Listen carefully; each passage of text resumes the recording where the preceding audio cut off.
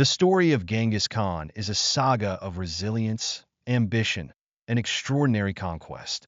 Emerging from the unforgiving Mongolian steppes, his tale is not just about the birth of an empire, but the triumph over relentless adversities. Born as Temujin around 1162 AD, his journey began in the harsh landscapes of Mongolia. His name was inspired by a Tatar chief captured by his father, Yasuji, a leader of the Borjigin clan and a descendant of Kabul Khan, the legendary figure who united Mongol tribes against the Jin dynasty. Temujin's birth was marked by a unique omen, a blood clot clenched in his tiny fist. Among the superstitious Mongols, this was believed to signify a destined warrior. However, his path to greatness was far from straightforward. At the tender age of 9, his life took a tragic turn when his father was poisoned by a rival tribe during a deceptive peace gathering. This devastating loss forced young Temujin into a premature leadership role over his family, but many within the clan refused to recognize him. Cast out and struggling to survive, Temujin and his family were forced to live on the fringes of their own tribe, enduring hunger, isolation, and hostility. Determined not to succumb to the same fate as his father, Temujin swore revenge. He displayed his ruthless resolve early on by killing his half-brother Bektar during a dispute over hunting spoils, solidifying his position as the head of the family. This pivotal moment marked the beginning of his climb to power. Temujin's ruthless decision was not driven solely by ambition, but by the brutal reality of Mongol life, where survival often depended on swift and decisive action. By the age of 16, Temujin had formed a strategic alliance through marriage with Borte, a young woman from the Anjarat tribe. However, their union was soon marred by tragedy when Borte was abducted by the Merkits, a rival tribe. Unyielding in his determination to reclaim his wife, Temujin allied with his close companions, Jamukha and Togrul, the powerful Khan of the Kharai tribe. Together, they launched a daring raid, rescuing Borte and striking fear into their enemies. Despite lingering doubts about the paternity of their firstborn son, Joki, Temujin accepted him without hesitation, demonstrating both his resilience and pragmatic leadership. Temujin's vision of unifying the Mongol tribes faced its greatest test when he was captured by the Taichud, former allies turned foes. Imprisoned and subjected to harsh treatment, Temujin's unbreakable spirit caught the attention of one of his captors, who eventually helped him escape. This narrow escape not only bolstered his growing reputation, but also fueled his desire for retribution. Regrouping with his brothers and loyal followers, Temujin began a relentless campaign to unite the fractured Mongol tribes under a single banner. The unification process was brutal and unforgiving. Through a mix of strategic alliances, clever diplomacy, and ruthless warfare, Temujin gradually consolidated his power. His forces grew from a modest band of warriors to a formidable army. One of his most decisive victories came against the Tartars, where he avenged his father's death by ordering the execution of all Tartar men taller than a cart axle. This ruthless act sent a clear message across the steppes. Temujin was not just a chieftain, but a force of destiny. Temujin's military strategy was revolutionary. He emphasized discipline, adaptability, and the swift coordination of his forces. He also implemented a meritocratic approach, rewarding loyalty and skill over bloodline, which enabled his army to become a cohesive and deadly unit. His use of intelligence networks, espionage, and psychological warfare set him apart from other leaders of his time. Spies infiltrated enemy camps, gathering crucial information that often determined the outcome of battles even before they began. As his influence spread, Temujin faced new threats. The Naiman tribe, one of the last major obstacles to his dream of a unified Mongolia, posed a significant challenge. In a fierce battle, Temujin's tactical genius prevailed, allowing him to claim victory and secure control over central and eastern Mongolia. His success was not merely built on sheer brutality. It was also characterized by innovative military techniques, such as the use of rapid communication methods, including smoke signals, torches, and flags, which allowed his forces to execute complex maneuvers with precision. In 1206, Temujin was proclaimed Genghis Khan, or universal ruler, by a council of Mongol chieftains, marking the official beginning of the Mongol Empire. Genghis Khan's ambitions, however, were not limited to Mongolia. He envisioned an empire that stretched beyond the steppes, across the entire known world. His next target was the Xia Kingdom, a powerful state in northwestern China. Utilizing siege warfare tactics acquired from defeated Chinese engineers, Genghis forces breached fortified cities that had once seemed impenetrable. Following the subjugation of the Xia, Genghis turned his attention to the vast and wealthy Jin dynasty. The Mongol forces, now numbering in the hundreds of thousands, launched a series of well-coordinated assaults, devastating the Jin's military and capturing critical territories.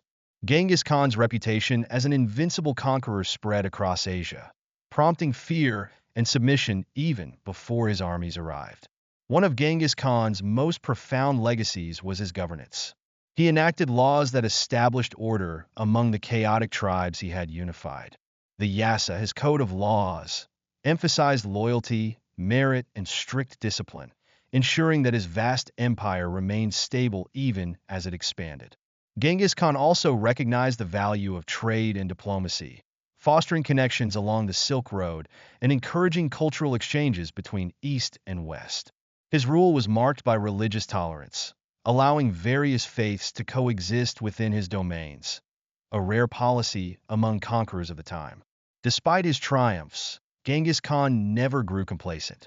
In 1227, while leading a campaign against the rebellious Xia, he fell ill, possibly from injuries sustained during a fall from his horse.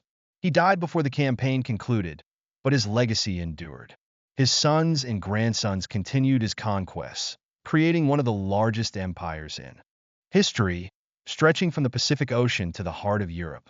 Genghis Khan's life was a testament to resilience, strategic brilliance, and the relentless pursuit of a vision. His rise from an outcast child to the ruler of the largest contiguous empire in history is both awe-inspiring and sobering, highlighting the complexities of power and the costs of ambition. His story, though marked by violence, also underscores the themes of unity, innovation, and the indomitable human spirit. It remains a tale that, even centuries later, resonates with lessons on leadership, adaptability, and the profound impact one individual can have on the world. Genghis Khan's rise to power was not only marked by strategic brilliance, but also by an unparalleled emphasis on the skills and preparation of his warriors. Unlike many commanders of his era, Genghis meticulously selected and trained his soldiers, ensuring that each warrior possessed exceptional skills. The foundation of his military prowess was built upon a core of elite cavalry units, whose speed, mobility, and effectiveness were unmatched. These warriors were not just ordinary riders. They were masterful horsemen capable of riding bareback with astounding precision, using their legs to steer their mounts, leaving their hands free to engage in battle. This unmatched level of horsemanship allowed Genghis's forces to dominate the battlefield, striking swiftly and retreating just as quickly when needed. Genghis Khan's soldiers were also known for their versatility. They were trained to excel in both long-range combat and close-quarter battles. The hallmark of the Mongol warrior was the composite bow, an efficient and deadly weapon capable of shooting arrows at remarkable distances. In addition to archery, Genghis's soldiers were adept in swordsmanship and hand-to-hand combat, wielding swords, daggers, and even lassos with precision. The typical Mongol warrior carried a variety of weapons, including javelins, lances with hooks for dismounting enemies, and hardened leather armor that provided both protection and agility. Beyond combat training, Genghis Khan's military success was underpinned by a well-organized logistical system. Recognizing that wars were won not just by battles, but by sustained campaigns, Genghis ensured that his armies were never hampered by a lack of supplies. His troops were accompanied by ox carts filled with provisions, arrows, and military gear. The Mongol army's support units also included shamans, who provided spiritual guidance and medical care for the wounded, and government officials responsible for cataloging plunder and maintaining order in conquered territories. This efficient, supply chain allowed his forces to operate deep into enemy lands for extended periods, a critical factor in their many victories. Genghis Khan's early triumphs over rival Mongol tribes not only consolidated his power, but also earned him the revered title of Khan, symbolizing his status as the universal ruler.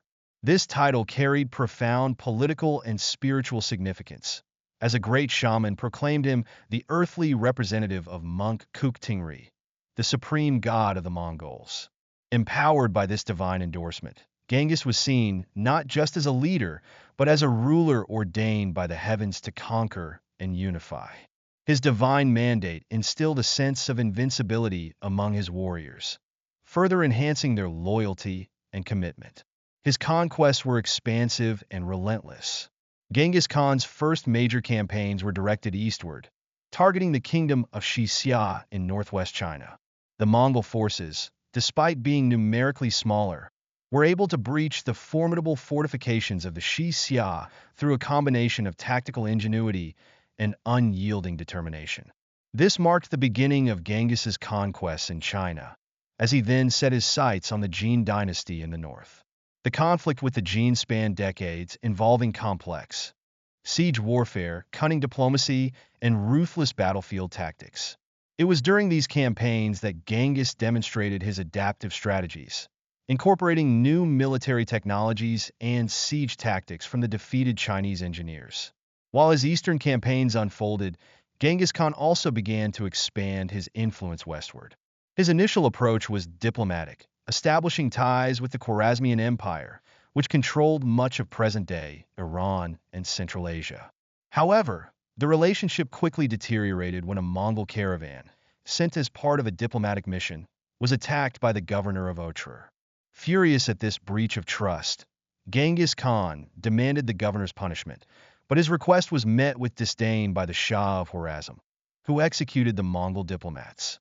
This act of defiance set the stage for a devastating response.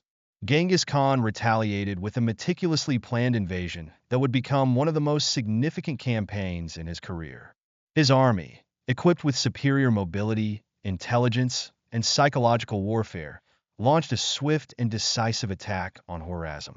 Mongol forces laid siege to major cities, employing brutal tactics to break the spirit of their enemies.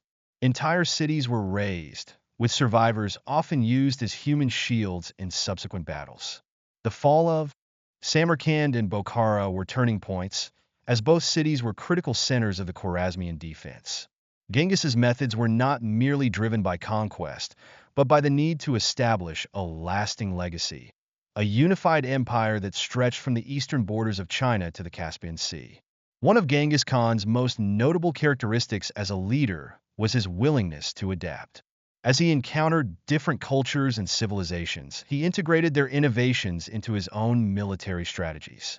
For example, he adopted advanced siege weaponry from the Chinese, including catapults and trebuchets, which enabled the Mongols to conquer even the most fortified cities. He also embraced rapid communication techniques, using a combination of messengers, smoke signals, and flags to coordinate his army's movements swiftly across vast distances. Genghis Khan's conquests were not solely marked by violence and destruction. He was also a shrewd diplomat who understood the value of alliances, trade, and cultural exchange. Under his rule, the Silk Road, which had long been a vital trade route between East and West, flourished.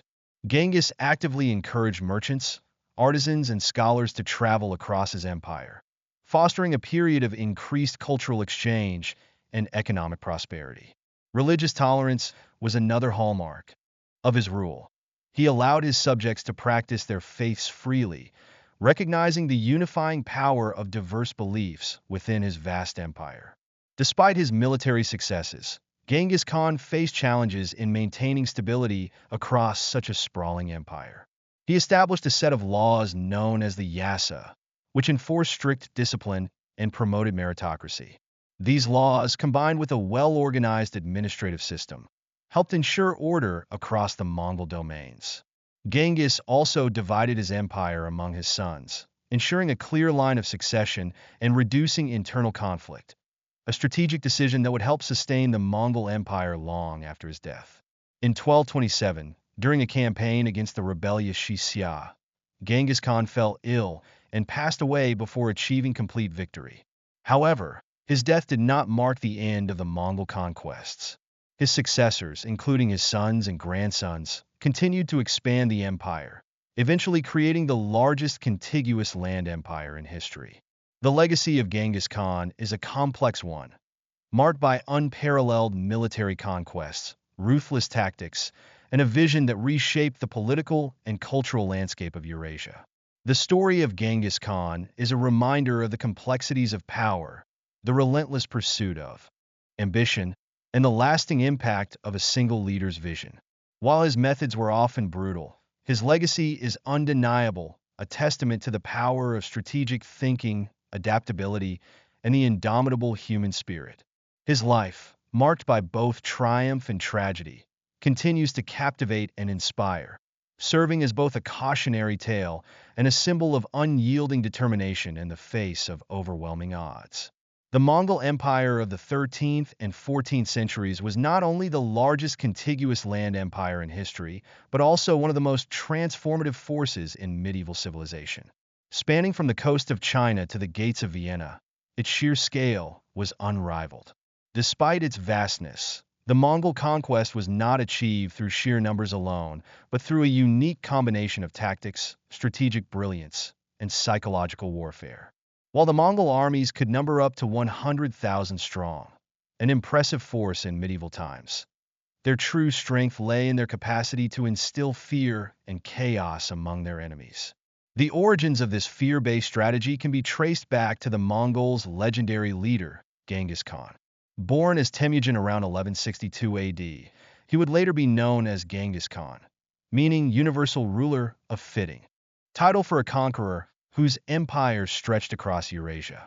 Genghis Khan remains a complex figure. In Mongolia, he is celebrated as a national hero, while in other regions, he is remembered for the devastating impacts of his conquests. The brutality associated with his campaigns, while fearsome, was a strategic tool designed to break enemy morale before a battle even began. The Mongol society, even before Genghis Khan's rise to power, was known for its ruthless methods.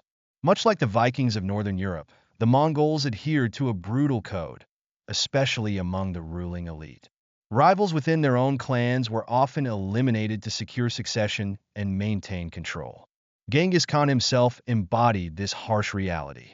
His birth name, Temujin, translates to iron, symbolizing the strength he would need to survive and thrive in a world of constant conflict.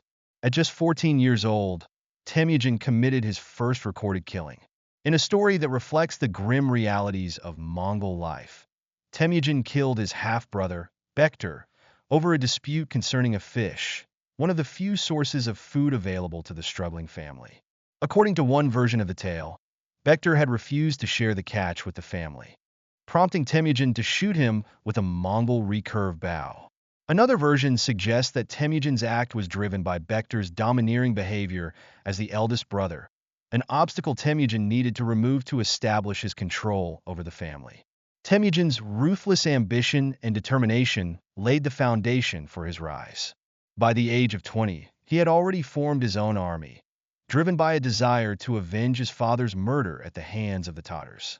The Tatars were a long-standing enemy of the Mongols, and Genghis Khan's campaign against them was marked by brutal retribution. 11 years after his father's death, Temujin cornered the main Tatar army and exacted a harsh punishment, ordering the execution of all captives above a certain height, around 3 feet, symbolizing adulthood in the Mongol perception. This brutal decree was intended to both avenge his father and establish Genghis Khan's reputation as an unyielding leader. The Mongol military's prowess was not solely based on brutality. Their strategic acumen was equally formidable. Their armies were renowned for their speed, mobility, and adaptability.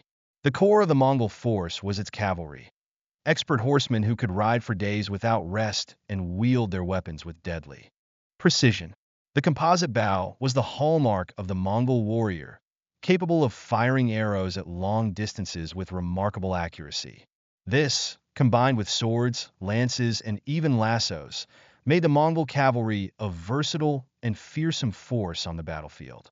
The Mongol conquests were characterized by a predictable pattern: initial offers of surrender accompanied by warnings of annihilation.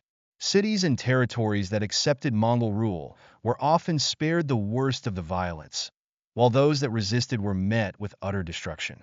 The Siege of Beijing in 1215 is one of the most notorious examples. After a prolonged siege lasting 3 years, the city's inhabitants were driven to desperation, resorting to cannibalism to survive. When the Mongols finally breached the city's defenses, tens of thousands were slaughtered, and the survivors were forced to witness the construction of pyramids made from the skulls of the dead, a grim warning to other potential resistors. The Mongols' tactics were designed not only to conquer, but to create psychological shockwaves that would weaken the resolve of potential adversaries. Travelers and diplomats who ventured into Mongol territory often recounted tales of cities reduced to ashes and vast fields littered with the remnants of Mongol sieges. These reports, though terrifying, were an integral part of the Mongols' psychological warfare. The towering pyramids of human skulls, which stood as high as 50 feet, were not just symbols of Mongol cruelty, but strategic monuments meant to deter rebellion and resistance. While the Mongols were often ruthless, Genghis Khan was also a master strategist and administrator. He implemented a sophisticated system of governance that promoted meritocracy, rewarded loyalty, and encouraged efficient communication.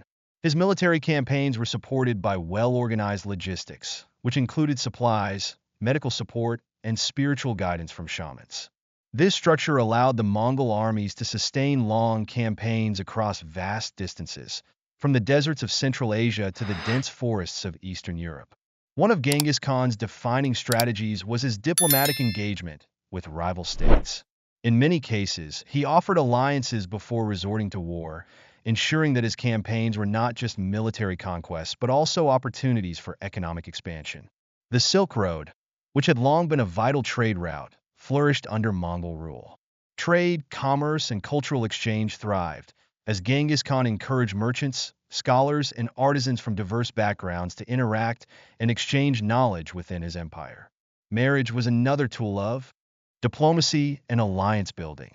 Daughters and female relatives were often married off to solidify alliances or bring an end to conflicts, a practice that bore similarities to medieval Europe's marriage customs.